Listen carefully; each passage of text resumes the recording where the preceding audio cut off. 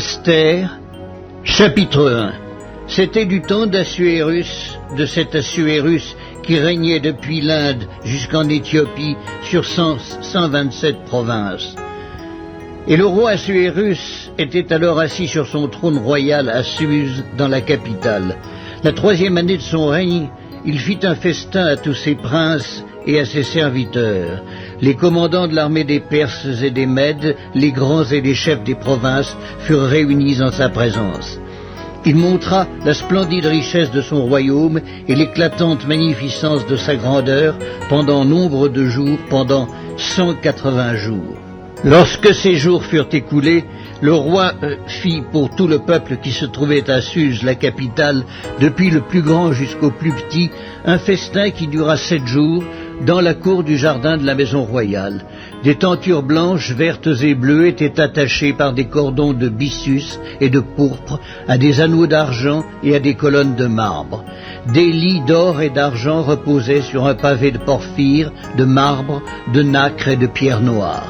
On servait à boire dans des vases d'or de différentes espèces, et il y avait abondance de vin royal grâce à la libéralité du roi. Mais on ne forçait personne à boire, car le roi avait ordonné à tous les gens de sa maison de se conformer à la volonté de chacun. La reine Vasthi fit aussi un festin pour les femmes dans la maison royale du roi Assuérus.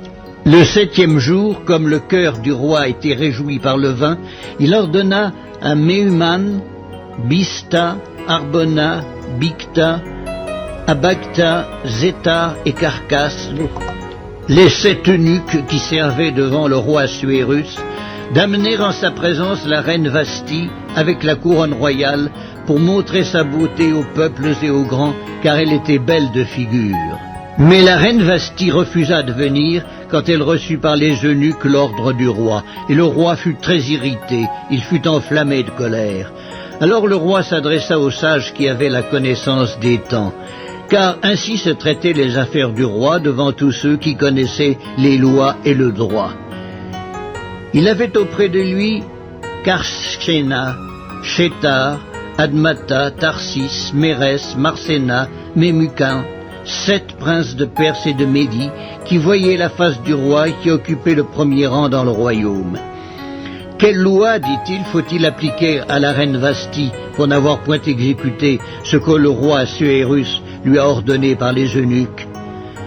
Mémucan répondit devant le roi et les princes, ce n'est pas seulement à l'égard du roi que la reine Vasthi a mal agi, c'est aussi envers tous les princes et tous les peuples qui sont dans toutes les provinces du roi Assuérus.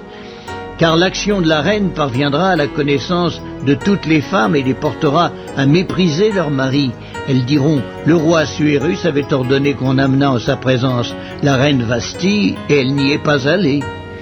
Et dès ce jour, les princesses de Perse et de Médie qui auront appris l'action de la reine, la rapporteront à tous les chefs du roi, de là beaucoup de mépris et de colère. Si le roi le trouve bon, qu'on publie de sa part et qu'on inscrive parmi les lois des Perses et des Mèdes, avec défense de la transgresser, une ordonnance royale d'après laquelle Vasthi ne paraîtra plus devant le roi Assuérus et le roi donnera la dignité de reine à une autre qui soit meilleure qu'elle. L'édit du roi sera connu dans tout son royaume, quelque grand qu'il soit, et toutes les femmes rendront honneur à leur mari depuis le plus grand jusqu'au plus petit. Cet avis fut approuvé du roi et des princes, et le roi agit d'après la parole de Mémucan. Il envoya des lettres à toutes les provinces du royaume, à chaque province selon son écriture, et à chaque peuple selon la langue. Elles portaient que tout homme devait être le maître dans sa maison, et qu'il parlerait la langue de son peuple. Esther, chapitre 2. Après ces choses, lorsque la colère du roi Assuérus se fut calmée, il pensa à Vasthi, à ce qu'elle avait fait et à la décision qui avait été prise à son sujet. Alors ceux qui servaient le roi dirent, qu'on cherche pour le roi des jeunes filles vierges et belles de figure, que le roi établisse dans toutes les provinces de son royaume des commissaires chargés de rassembler toutes les jeunes filles, vierges et de belles figures, à Suse, la capitale, dans la maison des femmes, sous la surveillance d'Égée, eunuque du roi et gardien des femmes, qui leur donnera les choses nécessaires pour leur toilette. Et que la jeune fille qui plaira au roi devienne reine à la place de Vasti. Cet avis eut l'approbation du roi, et il fit ainsi. Il y avait dans Suse, la capitale, un juif nommé Mardoché, fils de Jaïr, fils de Chiméi, fils de Kis, homme de Benjamin, qui avait été emmené de Jérusalem parmi les captifs déportés avec Jéconia, roi de Juda, par Nebuchadnezzar, roi de Babylone. Il élevait Hadassa, qui est Esther, fille de son oncle, car elle n'avait ni père ni mère. La jeune fille était belle de taille et belle de figure. À la mort de son père et de sa mère, Mardoché l'avait adoptée pour fille. Lorsqu'on eut publié l'ordre du roi et son édit, et qu'un grand nombre de jeunes filles furent rassemblées à Suse, la capitale, sous la surveillance d'Égaï, Esther fut aussi prise et conduite dans la maison du roi, sous la surveillance d'Égaï, gardien des femmes.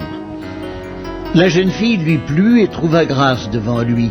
Il s'empressa de lui fournir les choses nécessaires pour sa toilette et pour sa subsistance, lui donna 7 jeunes filles, choisies dans la maison du roi, et la plaça avec ces 7 jeunes filles dans le meilleur appartement de la maison des femmes. Esther ne fit connaître ni son peuple ni sa naissance, car Mardoché lui avait défendu d'en parler. Et chaque jour, Mardoché allait et venait devant la cour de la maison des femmes pour savoir comment se portait Esther et comment on la traitait. Chaque jeune fille allait à son tour vers le roi Assuérus, après avoir employé 12 mois à s'acquitter de ce qui était prescrit aux femmes. Pendant ce temps, elles prenaient soin de leur toilette, 6 mois avec de l'huile de myrrhe et 6 mois avec des aromates et des parfums en usage parmi les femmes. C'est ainsi que chaque jeune fille allait vers le roi, et quand elle passait de la maison des femmes dans la maison du roi, on lui laissait prendre avec elle tout ce qu'elle voulait. Elle y allait le soir, et le lendemain matin, elle passait dans la seconde maison des femmes, sous la surveillance de Chash-Gaz, eunuque du roi et gardien des concubines. Elle ne retournait plus vers le roi, à moins que le roi n'en eût le désir et qu'elle ne fût appelée par son nom. Lorsque son tour d'aller vers le roi fut arrivé, Esther, fille d'Abicaïl, oncle de Mardoché, qui l'avait adoptée pour fille, ne demanda que ce qui fut désigné par Égaï, eunuque du roi et gardien des femmes. Esther trouvait grâce aux yeux de tous ceux qui la voyaient. Esther fut conduite auprès du roi Assuérus dans sa maison royale le 10e mois, qui est le mois de Tébet, la 7e année de son règne. Le roi aima Esther plus que toutes les autres femmes, et elle obtint grâce et faveur devant lui plus que toutes les autres jeunes filles. Il mit la couronne royale sur sa tête et la fit reine à la place de Vasti. Le roi donna un grand festin à tous ses princes et ses serviteurs, un festin en l'honneur d'Esther. Il accorda du repos aux provinces et fit des présents avec une libéralité royale. La seconde fois qu'on assembla les jeunes filles, Mardoché était assis à la porte du roi. Esther n'avait fait connaître ni sa naissance ni son peuple, car Mardoché le lui avait défendu, et elle suivait les ordres de Mardoché aussi fidèlement qu'à l'époque où elle était sous sa tutelle. Dans ce même temps, comme Mardoché était assis à la porte du roi, Bigtan et Teresh, 2 eunuques du roi, gardes du seuil, cédèrent un mouvement d'irritation et voulurent porter la main sur le roi Assuérus. Mardoché eut connaissance de la chose et en informa la reine Esther, qui la redit au roi de la part de Mardoché. Le fait ayant été vérifié et trouvé exact, les 2 eunuques furent pendus à un bois, et cela fut écrit dans le livre des Chroniques, en présence du roi. Chroniques, en présence. Esther, chapitre 3. Après ces choses, le roi Assuérus fit monter au pouvoir Haman, fils d'Hammédatha l'Agagite. Il l'éleva en dignité et plaça son siège au-dessus de tous les chefs qui étaient auprès de lui. Tous les serviteurs du roi qui se tenaient à la porte du roi fléchissaient le genou et se prosternaient devant Haman, car tel était l'ordre du roi à son égard. Mais Mardochée ne fléchissait point le genou et ne se prosternait point. Et les serviteurs du roi qui se tenaient à la porte du roi dirent à Mardochée, « Pourquoi transgresses-tu l'ordre du roi ?» Comme ils le lui répétaient chaque jour et qu'il ne les écoutait pas, ils en firent rapport à Haman pour voir si Mardochée persisterait dans sa résolution, car il leur avait dit qu'il était juif. Et Haman vit que Mardochée ne fléchissait point le genou et ne se prosternait point devant lui. Il fut rempli de fureur, mais il dédaigna de porter la main sur Mardochée seul, car on lui avait dit de quel peuple était Mardochée, et il voulut détruire le peuple de Mardochée, tous les Juifs qui se trouvaient dans tout le royaume d'Assuérus.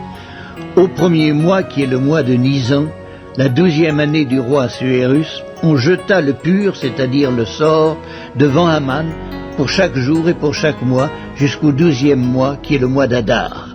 Alors Haman dit au roi Assuérus, « Il y a dans toutes les provinces de ton royaume un peuple dispersé et à part parmi les peuples, ayant des lois différentes de celles de tous les peuples, et n'observant point les lois du roi. Il n'est pas dans l'intérêt du roi de le laisser en repos. Si le roi le trouve bon, qu'on écrive l'ordre de les faire périr. Et je pèserai 10 000 talents d'argent entre les mains des fonctionnaires pour qu'on les porte dans le trésor du roi. » Le roi ôta son anneau de la main et le remit à Haman, fils d'Hammédatha, l'Agagite, ennemi des Juifs. Et le roi dit à Haman, « L'argent t'est donné, et ce peuple aussi, fais-en ce que tu voudras. » Les secrétaires du roi furent appelés le 13e jour du premier mois, et l'on écrivit, suivant tout ce qui fut ordonné par Haman, aux satrapes du roi, aux gouverneurs de chaque province, et aux chefs de chaque peuple, à chaque province selon son écriture, et à chaque peuple selon sa langue. Ce fut au nom du roi Assuérus que l'on écrivit, et l'on scella avec l'anneau du roi. Les lettres furent envoyées par les courriers dans toutes les provinces du roi, pour qu'on détruisît, qu'on tuât et qu'on fît périr tous les Juifs, jeunes et vieux, petits enfants et femmes, en un seul jour, le 13e du 12e mois, qui est le mois d'Adar, et pour que leurs biens fussent livrés au pillage. Ces lettres renfermaient une copie de l'édit qui devait être publié dans chaque province et invitaient tous les peuples à se tenir prêts pour ce jour-là. Les courriers partirent en toute hâte d'après l'ordre du roi. L'édit fut aussi publié dans Suse, la capitale, et tandis que le roi et Haman étaient à boire, la ville de Suse était dans la consternation. Esther, chapitre 4. Mardochée, ayant appris tout ce qui se passait, déchira ses vêtements, s'enveloppa d'un sac et se couvrit de cendres. Puis il alla au milieu de la ville en poussant avec force des cris amers, et se rendit jusqu'à la porte du roi, dont l'entrée était interdite à toute personne revêtue d'un sac. Dans chaque province, partout où arrivait l'ordre du roi et son édit, il y eut une grande désolation parmi les Juifs. Ils jeûnaient, pleuraient, se lamentaient, et beaucoup se couchaient sur le sac et la cendre. Les servantes d'Esther et ses eunuques vinrent lui annoncer cela, et la reine fut très effrayée. Elle envoya des vêtements à Mardochée pour le couvrir et lui faire ôter son sac, mais il ne les accepta pas. Alors Esther appela Hattak, l'un des eunuques que le roi avait placé auprès d'elle, et elle le chargea d'aller demander à Mardochée ce que c'était et d'où cela venait. Hattak se rendit vers Mardochée sur la place de la ville, devant la porte du roi, et Mardochée lui raconta tout ce qui lui était arrivé, et lui indiqua la somme d'argent qu'Haman avait promis de livrer au trésor du roi en retour du massacre des Juifs. Il lui donna aussi une copie de l'édit publié dans Suse en vue de leur destruction, afin qu'il le montrât à Esther et lui fit tout connaître. Et il ordonna qu'Esther se rendît chez le roi pour lui demander grâce et l'implorer en faveur de son peuple. Hattak vint rapporter à Esther les paroles de Mardochée. Esther chargea Hattak d'aller dire à Mardochée Tous les serviteurs du roi et le peuple des provinces du roi savent qu'il existe une loi portant peine de mort contre quiconque, homme ou femme, entre chez le roi dans la cour intérieure sans avoir été appelé. Celui-là seul a la vie sauve à qui le roi tend le sceptre d'or. Et moi, je n'ai point été appelé auprès du roi depuis 30 jours. Lorsque les paroles d'Esther eurent été rapportées à Mardoché, Mardoché fit répondre à Esther, « Ne t'imagine pas que tu échapperas seul d'entre tous les Juifs, parce que tu es dans la maison du roi, car si tu te tais maintenant, le secours et la délivrance surgiront d'autre part pour les Juifs, et toi et la maison de ton père vous périrez. Et qui sait si ce n'est pas pour un temps comme celui-ci que tu es parvenu à la royauté. » Esther envoya dire à Mardoché, « Va, rassemble tous les Juifs qui se trouvent à Suse, et jeûnez pour moi, sans manger ni boire pendant 3 jours, ni la nuit ni le jour. Moi aussi je jeûnerai, de même, avec mes servantes, puis j'entrerai chez le roi, malgré la loi, et si je dois périr, je périrai. » Mardoché s'en alla, et fit tout ce qu'Esther lui avait ordonné. Esther, chapitre 5. Le 3e jour, Esther mit ses vêtements royaux et se présenta dans la cour intérieure de la maison du roi, devant la maison du roi. Le roi était assis sur son trône royal dans la maison royale, en face de l'entrée de la maison. Lorsque le roi vit la reine Esther debout dans la cour, elle trouva grâce à ses yeux. Et le roi tendit à Esther le sceptre d'or qu'il tenait à la main. Esther s'approcha et toucha le bout du sceptre. Le roi lui dit, « Qu'as-tu, reine Esther, et que demandes-tu?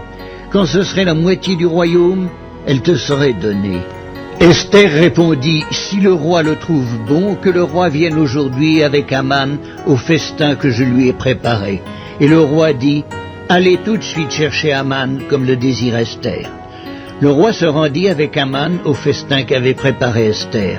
Et pendant qu'on buvait le vin, le roi dit à Esther, « Quelle est ta demande?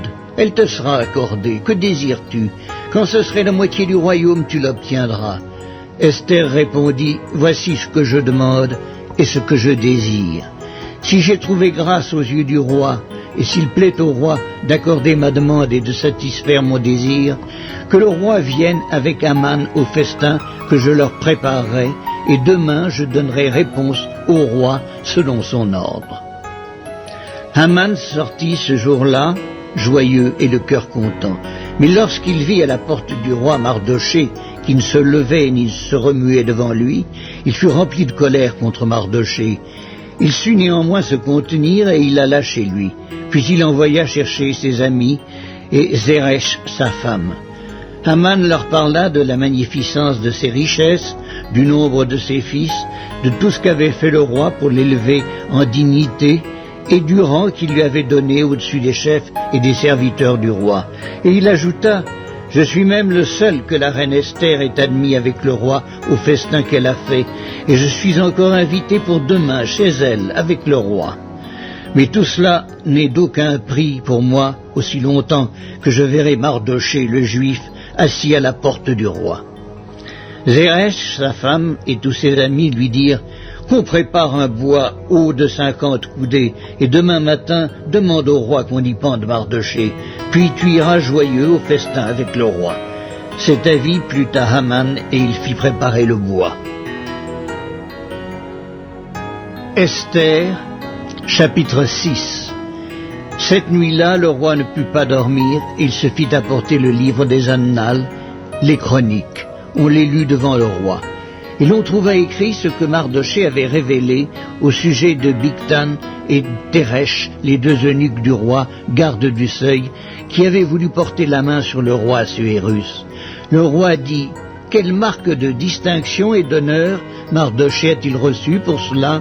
« Il n'a rien reçu, répondirent ceux qui servaient le roi. Alors le roi dit, « Qui est dans la cour ?» Haman était venu dans la cour extérieure de la maison du roi pour demander au roi de faire pendre Mardoché au bois qu'il avait préparé pour lui. Les serviteurs du roi lui répondirent, « C'est Haman qui se tient dans la cour. » Et le roi dit, « Qu'il entre. » Haman entra et le roi lui dit, « Que faut-il faire pour un homme que le roi veut honorer ?» Haman se dit en lui-même, « Quel autre que moi le roi voudrait-il honorer ?» Et Haman répondit au roi, pour un homme que le roi veut honorer, il faut prendre le vêtement royal dont le roi se couvre et le cheval que le roi monte et sur la tête duquel se pose une couronne royale, remettre le vêtement et le cheval à l'un des principaux chefs du roi, puis revêtir l'homme que le roi veut honorer, le promener à cheval à travers la place de la ville et crier devant lui, c'est ainsi que l'on fait à l'homme que le roi veut honorer. Le roi dit à Haman, prends tout de suite le vêtement et le cheval, comme tu l'as dit, et fais ainsi pour Mardochée, le juif, qui est assis à la porte du roi. Ne néglige rien de tout ce que tu as mentionné. Et Haman prit le vêtement et le cheval, et revêtit Mardochée. Il le promena à cheval à travers la place de la ville, et il cria devant lui, c'est ainsi que l'on fait à l'homme que le roi veut honorer. Mardochée retourna à la porte du roi, et Haman se rendit en hâte chez lui, désolé et la tête voilée. Haman raconta à Zeresh sa femme et à tous ses amis ce qui lui était arrivé. Et ses sages et Zeresh sa femme lui dirent, si Mardochée, devant lequel tu as commencé de tomber, est de la race des Juifs, tu ne pourras rien contre lui, mais tu tomberas devant lui. Comme il lui parlait encore, les eunuques du roi arrivèrent et conduisirent aussitôt Haman au festin qu'Esther avait préparé. Esther, chapitre 7. Le roi et Haman allèrent au festin chez la reine Esther. Ce second jour, le roi dit encore à Esther, pendant qu'on buvait le vin, « Quelle est ta demande, reine Esther? Quand ce serait la moitié du royaume, tu l'obtiendras. » La reine Esther répondit, « Si j'ai trouvé grâce à tes yeux, ô roi, et si le roi le trouve bon, accorde-moi la vie. Voilà ma demande, et sauve mon peuple. Voilà mon désir. Car nous sommes vendus, moi et mon peuple, pour être détruits, égorgés, anéantis.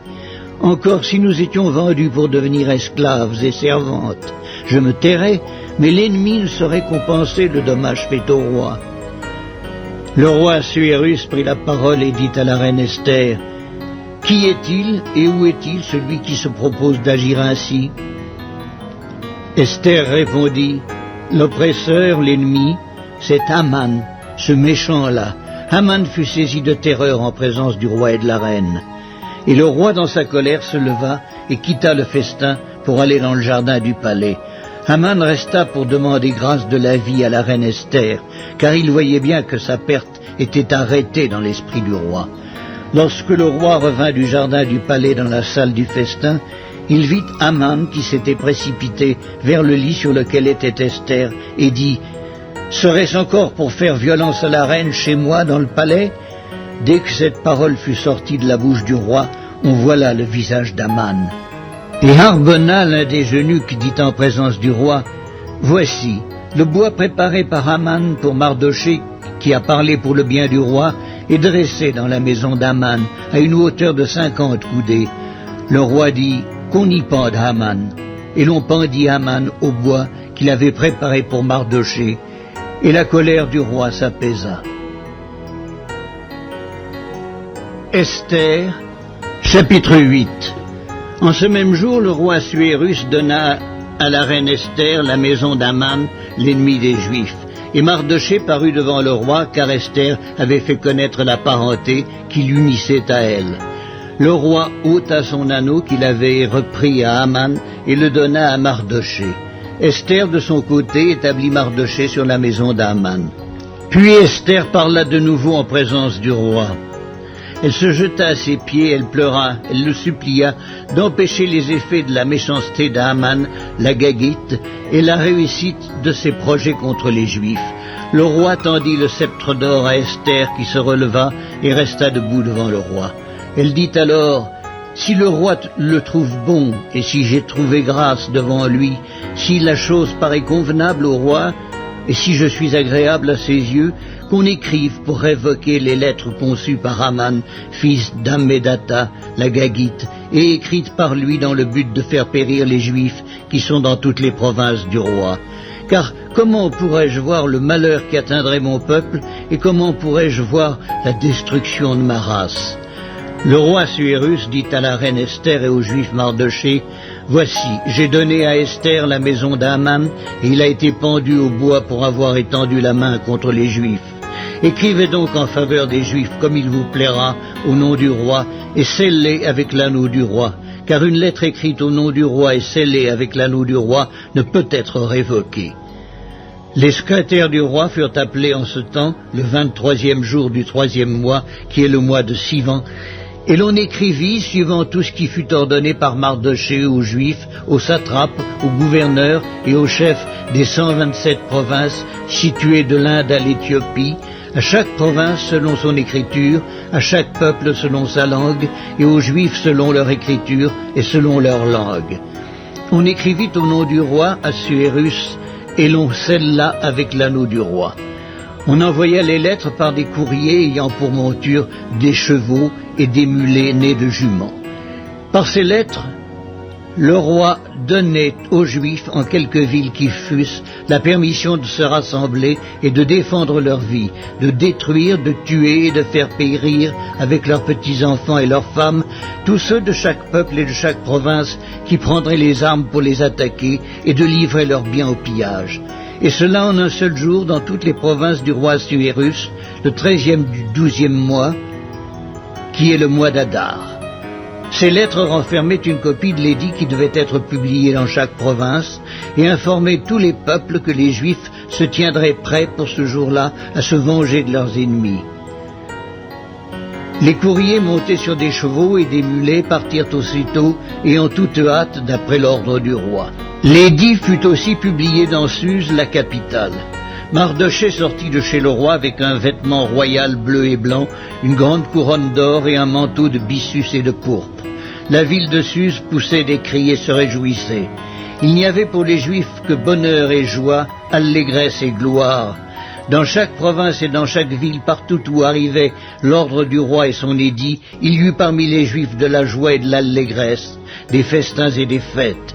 Et beaucoup de gens d'entre les peuples du pays se firent juifs, car la crainte des Juifs les avait saisis. Esther, chapitre 9. Au 12e mois, qui est le mois d'Adar, le 13e jour du mois, jour où devait s'exécuter l'ordre et l'édit du roi, et où les ennemis des Juifs avaient espéré dominer sur eux, ce fut le contraire qui arriva, et les Juifs dominèrent sur leurs ennemis. Les Juifs se rassemblèrent dans leurs villes, dans toutes les provinces du roi Assuérus, pour mettre la main sur ceux qui cherchaient leur perte, et personne ne put leur résister, car la crainte qu'on avait d'eux s'était emparée de tous les peuples. Et tous les chefs des provinces, les satrapes, les gouverneurs, les fonctionnaires du roi, soutinrent les Juifs à cause de l'effroi que leur inspirait Mardochée. Car Mardochée était puissant dans la maison du roi, et sa renommée se répandait dans toutes les provinces parce qu'il devenait de plus en plus puissant. Les Juifs frappèrent à coups d'épée tous leurs ennemis, les tuèrent et les firent périr. Ils traitèrent comme il leur plut ceux qui leur étaient hostiles. Dans Suse, la capitale, les Juifs tuèrent et firent périr 500 hommes, et ils égorgèrent par Chandata, Dalphon, Aspata, Porata, Adalia, Aridata, par Machta, Arisaï, Aridaï et Vaïzata, les 10 fils d'Aman, fils d'Amédata, l'ennemi des Juifs, mais ils ne mirent pas la main au pillage. Ce jour-là, le nombre de ceux qui avaient été tués dans Suse, la capitale, parvint à la connaissance du roi. Et le roi dit à la reine Esther, « Les Juifs ont tué et fait périr dans Suse, la capitale, 500 hommes et les 10 fils d'Aman. Qu'auront-ils fait dans le reste des provinces du roi? Quelle est ta demande? Elle te sera accordée. Que désires-tu encore? Tu l'obtiendras. » Esther répondit, « Si le roi le trouve bon, qu'il soit permis aux Juifs qui sont à Suse d'agir encore demain selon le décret d'aujourd'hui, et que l'on pende au bois les 10 fils d'Aman. » Et le roi ordonna de faire ainsi. L'édit fut publié dans Suse, on pendit les 10 fils d'Aman. Et les Juifs qui se trouvaient à Suse se rassemblèrent de nouveau le 14e jour du mois d'Adar, et tuèrent dans Suse 300 hommes, mais ils ne mirent pas la main au pillage. Les autres Juifs qui étaient dans les provinces du roi se rassemblèrent et défendirent leur vie. Ils se procurèrent du repos en se délivrant de leurs ennemis et ils tuèrent 75 000 de ceux qui leur étaient hostiles, mais ils ne mirent pas la main au pillage. Ces choses-là arrivèrent le 13e jour du mois d'Adar. Les Juifs se reposèrent le 14e, et ils en firent un jour de festin et de joie. Ceux qui se trouvaient à Suse, s'étant rassemblés le 13e jour et le 14e jour, se reposèrent le 15e, et ils en firent un jour de festin et de joie. C'est pourquoi les Juifs de la campagne qui habitent des villes sans murailles font du 14e jour du mois d'Adar un jour de joie, de festin et de fête, où l'on s'envoie des portions les uns aux autres. Mardochée écrivit ces choses, et il envoya des lettres à tous les Juifs qui étaient dans toutes les provinces du roi Assuérus, au près et au loin. Il leur prescrivait de célébrer chaque année le 14e jour et le 15e jour du mois d'Adar, comme les jours où ils avaient obtenu du repos en se délivrant de leurs ennemis, de célébrer le mois où leur tristesse avait été changée en joie et leur désolation en jour de fête, et de faire de ces jours des jours de festin et de joie où l'on s'envoie des portions les uns aux autres et où l'on distribue des dons aux indigents. Les Juifs s'engagèrent à faire ce qu'ils avaient déjà commencé et ce que Mardochée leur écrivit. Car Haman, fils d'Hammédatha, l'Agagite, ennemi de tous les Juifs, avait formé le projet de les faire périr, et il avait jeté le pur, c'est-à-dire le sort, afin de les tuer et de les détruire. Mais Esther s'étant présentée devant le roi ordonna par écrit de faire retomber sur la tête d'Haman le méchant projet qu'il avait formé contre les Juifs, et de le pendre au bois, lui et ses fils. C'est pourquoi on appela ces jours Purim, du nom de Pur. D'après tout le contenu de cette lettre, d'après ce qu'ils avaient eux-mêmes vu et ce qui leur était arrivé, les Juifs prirent pour eux, pour leur postérité et pour tous ceux qui s'attacheraient à eux, la résolution et l'engagement irrévocable de célébrer chaque année ces 2 jours, selon le mode prescrit et au temps fixé. Ces jours devaient être rappelés et célébrés de génération en génération, dans chaque famille, dans chaque province et dans chaque ville. Et ces jours de Purim ne devaient jamais être abolis au milieu des Juifs, ni le souvenir s'en effacer parmi leurs descendants. La reine Esther, fille d'Abicaïl, et le Juif Mardochée écrivirent d'une manière pressante une seconde fois pour confirmer la lettre sur les Purim. On envoya des lettres à tous les Juifs dans les 127 provinces du roi Assuérus. Elles contenaient des paroles de paix et de fidélité pour prescrire ces jours de Purim au temps fixé, comme le Juif Mardochée et la reine Esther les avaient établis pour eux, et comme ils les avaient établis pour eux-mêmes et pour leur postérité, à l'occasion de leurs jeûnes et de leurs cris. Ainsi l'ordre d'Esther confirma l'institution des Purim, et cela fut écrit dans le livre. Cela fut écrit. Esther, chapitre 10. Le roi Assuérus imposa un tribut au pays et aux îles de la mer. Tous les faits concernant sa puissance et ses exploits, et les détails sur la grandeur à laquelle le roi éleva Mardochée, ne sont-ils pas écrits dans le livre des chroniques des rois des Mèdes et des Perses? Car le juif Mardochée était le premier après le roi Assuérus. Considéré parmi les Juifs et aimé de la multitude de ses frères, il rechercha le bien de son peuple et parla pour le bonheur de toute sa race.